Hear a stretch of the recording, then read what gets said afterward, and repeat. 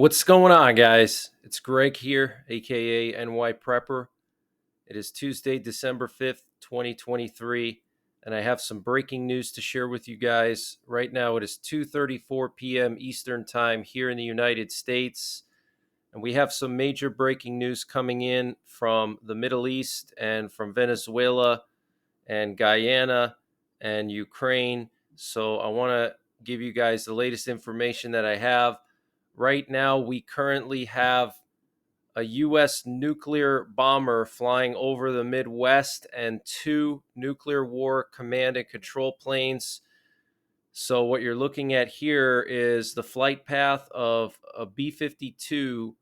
And what's interesting is that it appears it got aerially refueled somewhere in northern Kansas. And I'll show you guys a screenshot of that aerial refueling by a KC-46 Pegasus, which is pretty unusual. We know that we had two B-52s airborne yesterday. We had 5 nuclear war command and control planes airborne yesterday, one of them turning its transponder off. And one of those nuclear war command and control planes flew directly towards one of the B-52s yesterday, almost like they were playing a game of chicken. So our nuclear forces are on high alert right now, guys, okay? And here we have the 2 nuclear war command and control planes up in the air. These are the Boeing E-6B Mercury planes, also known as TACAMO. Take charge and move out. These planes are responsible for communicating with our nuclear forces in the event of a nuclear war, and they would basically function as a backup to our fixed transmitter sites located in Maine, Washington, Hawaii, and Australia. If those were to be taken out, these planes would function as a flying radio antenna. And also, these planes can remotely launch all of our Minuteman III ICBMs out of the silos in case something were to happen for whatever reason at the launch control centers. If, let's say, our enemy were to take out our launch control centers, we could still launch our missiles from the air with these planes. So they're very important. So we have 2 of them up in the air right now and 1 B-52. And here's the B-52 getting aerially refueled by a Pegasus, which is pretty rare to see. So apparently a runway of the U.S. military airbase Rumelan in northeastern Syria was targeted by 15 missiles from the Iraqi direction, obviously fired by pro-Iranian militias. 15 missiles, okay, targeted the U.S. military airbase Rumelan in northeastern Syria. That's major breaking news. And U.S.-backed Free Syrian Army militants have attacked a convoy belonging to the Iranian IRGC and the National Defense Forces on the Homs Palmyra Road. 11 members of the convoy have been killed during the attack. So this is interesting, guys. U.S.-backed Syrian militants attacked Iranian militants in Syria, killing 11 of the Iranian militants. Very interesting.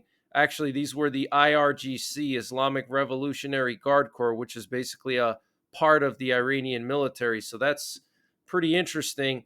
And the Israeli army has closed several roads in the upper Galilee region north of Kiryat Shimona on the border with Lebanon. And it seems that there's some preparations ongoing for some type of a major military escalation with Hezbollah in southern Lebanon. That's why they would close all those roads, to prevent Hezbollah from using them to invade northern Israel. So this is huge news, guys. Okay, the Israeli army is blocking several roads, and it looks like a major war with Hezbollah is imminent. And the U.S. is apparently clashing with Israel over the Gaza war timeline. Apparently, the U.S. Secretary of State Antony Blinken told Israeli officials that Washington wants the invasion to be over by the first week of January. I mean, how arrogant is Blinken? I mean, this guy is actually Jewish, and he's basically trying to tell Israel, you have to finish the war by the first week of January, as if the U.S. is like Israel's master or something, like they can tell Israel what to do. Yeah, no, it doesn't work that way. That's not going to happen. And first of all, God always has Israel's back.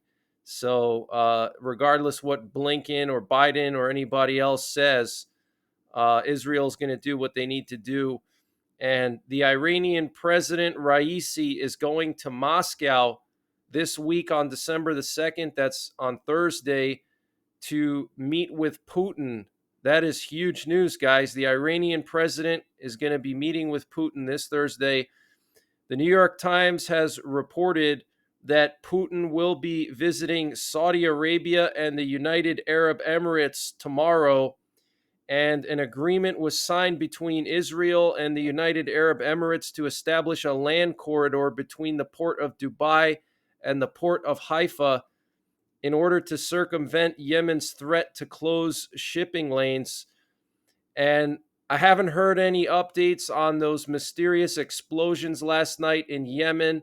The Jerusalem Post said that they were Israeli ordnance that carried out attacks on Yemen, and apparently the explosions were at Yemen drone factories and drone storage sites, and apparently they were Israeli ordnance that was responsible for those explosions. So it looks like Israel launched a strike against the Yemeni military to take out some of their drone sites.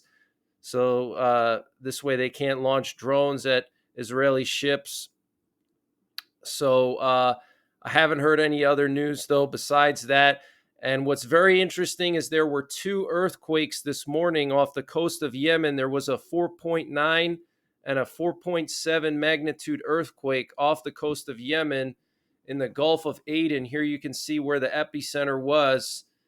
And here's the other one. This is the 4.9 at 11:44 a.m. Eastern time, or I'm sorry, UTC time, and the other one was an hour before at 10:41 UTC time.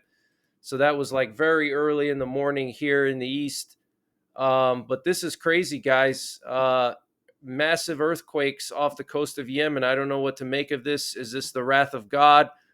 Was this some kind of weapons detonation by the United States as a warning to Yemen, potentially?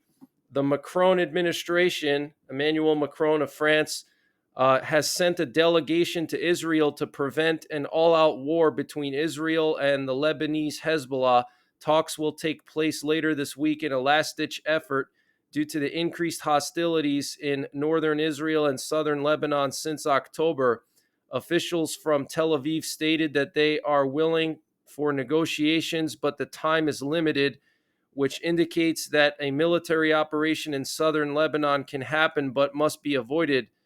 After the visit from a French mediator in Beirut to reach a deal with Hezbollah to de-escalate the situation, apparently there was a demand from Israel for Hezbollah to withdraw their elite forces, the Ridwan Guards, from the regular forces off of the front line towards the Litani River. And apparently Hezbollah did not agree to that. Okay, so this is just the initial talks. A French mediator went to Beirut, and this is ahead of the Macron administration's delegation. This is before the delegation arrives. A mediator already spoke with Hezbollah and relayed Israel's request to move their special forces back from the front lines, and Hezbollah has rejected that. And Hezbollah today targeted the Israeli Jal al-Alam and al-Dahira military sites at 3 p.m. local time, and also the Cobra site with guided missiles. Okay, they used guided missiles against Israeli military sites.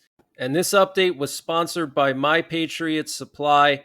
Guys, they have brought back their 25% discount on their 3-month emergency food supply. And to get the discount, you have to use the link preparewithnyprepper.com.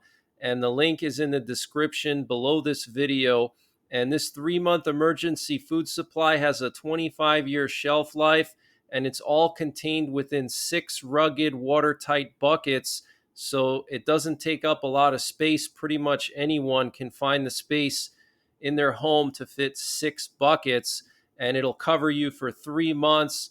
And it's a variety of food: lunches, breakfasts, dinners, drinks, snacks, free shipping included, 25% off their normal price. Use the link preparewithnyprepper.com to get the discount. They also have a 2-week emergency food supply, which is excellent for outdoorsmen or people who go vehicle camping. You don't have to worry about rotating anything. You don't have to worry about your preps going bad. Just store this stuff in a temperature stable location, not too cold, not too hot, stable throughout the year, and it will last 25 years. They also have a general store. If you click the My Patriot Supply logo at the top of the page when you get to preparewithnyprepper.com, it'll take you to their general store where they have everything you can imagine, from potassium iodide to water filters, solar generators, solar panels, survival seeds, fire starters, anything you can imagine, it's all there. So use the link preparewithnyprepper.com to get 25% off of the My Patriot Supply 3-month freeze-dried food supply. And the link is in the description below this video. And then Israeli soldiers were targeted at Khalet Wardi. So Hezbollah is continuing to attack Israeli military sites, and the Israeli army attacked the Lebanese army outpost at Al-Odessa earlier today, killing 1 soldier and injuring 3 others. So the situation between Hezbollah and Israel is still very tense. And Venezuelan authorities intend to adopt laws defining the status of the disputed territory of Essequibo. Local politician Elenia Carrasco said the idea is for the region in dispute with Guyana to become an integral part of Venezuela, said the parliamentarian.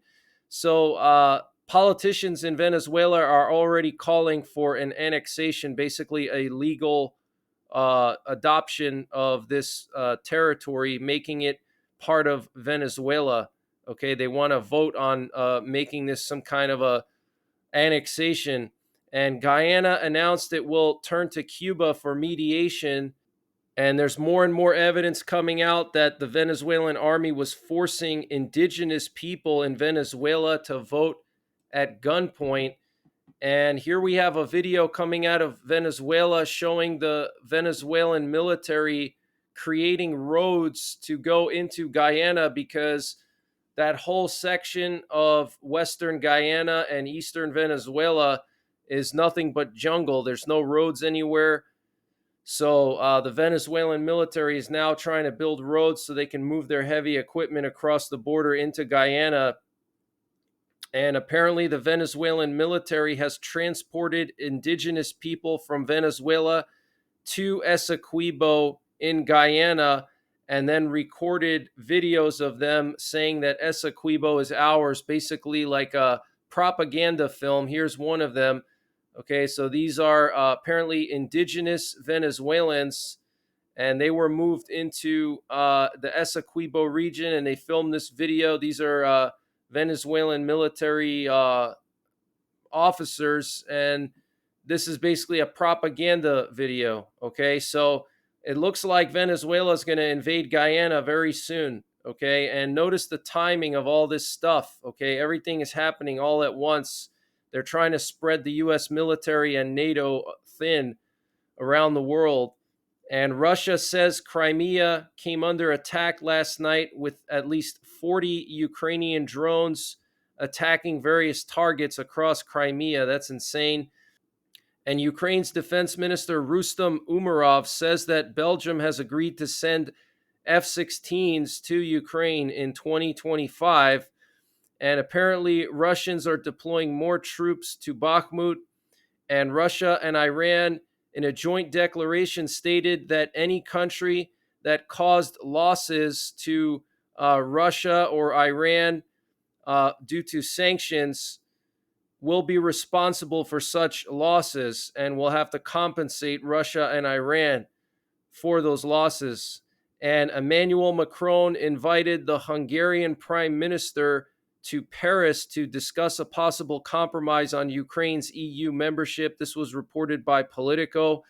And Moody's, the credit ratings agency, downgraded China's credit outlook to negative.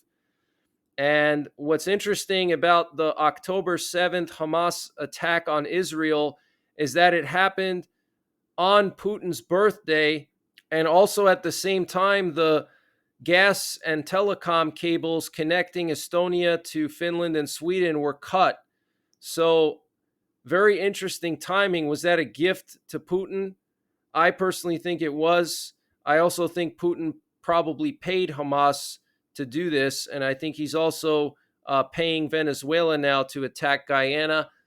But that's the latest information that I have, guys. I will be back later on this evening with another update. I'm not sure if I'm going to go live tonight. I may take a break, but I will be going live more this week.